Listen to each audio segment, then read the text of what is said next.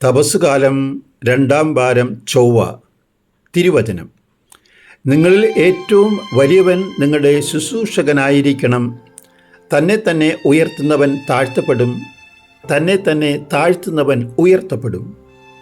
മത്തായിയുടെ സുവിശേഷം 23-ാം അധ്യായം 11-12 തിരുവചനങ്ങൾ. 18-ാം നൂറ്റാണ്ടിൻ്റെ ആദ്യ പകുതിയിൽ ലോകം കണ്ട വലിയ ശാസ്ത്രജ്ഞനായിരുന്നു സർ ഐസക് ന്യൂട്ടൻ. വിവിധ ശാസ്ത്രമേഖലകളിൽ അദ്ദേഹത്തിന് ബഹുമതികൾ ലഭിച്ചിട്ടുണ്ട്. എന്നാൽ മരിക്കുന്നതിന് മുമ്പ് അദ്ദേഹം എഴുതി, കടൽ പോലെ വിശാലമായ അറിവിൻ്റെ ലോകത്ത് ഞാൻ കടൽ തിരകളിലെ കുമിളകൾ കണ്ട് രസിക്കുകയും മുത്തുച്ചിപ്പികൾ പറക്കുകയും ചെയ്യുന്ന ഒരു ബാലൻ മാത്രമാണ്.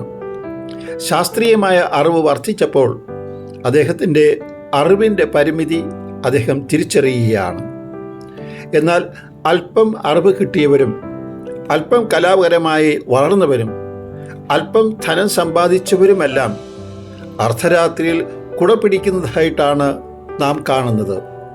ഇന്നത്തെ സുവിശേഷത്തിൽ യേശു വിരുന്നുകളിൽ പ്രമുഖ സ്ഥാനവും നഗരവീഥികളിൽ അഭിവാദ്യവും റബ്ബി എന്ന് അഭിസംബോധന ചെയ്യപ്പെടുവാൻ ഇഷ്ടപ്പെടുന്നവരുടെ മനോഭാവത്തെ പുച്ഛിച്ച് തള്ളുകയാണ്.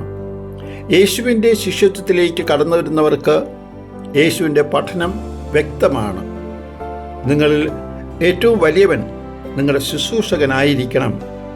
തന്നെ തന്നെ ഉയർത്തുന്നവൻ താഴ്ത്തപ്പെടും, തന്നെ തന്നെ താഴ്ത്തുന്നവൻ ഉയർത്തപ്പെടും.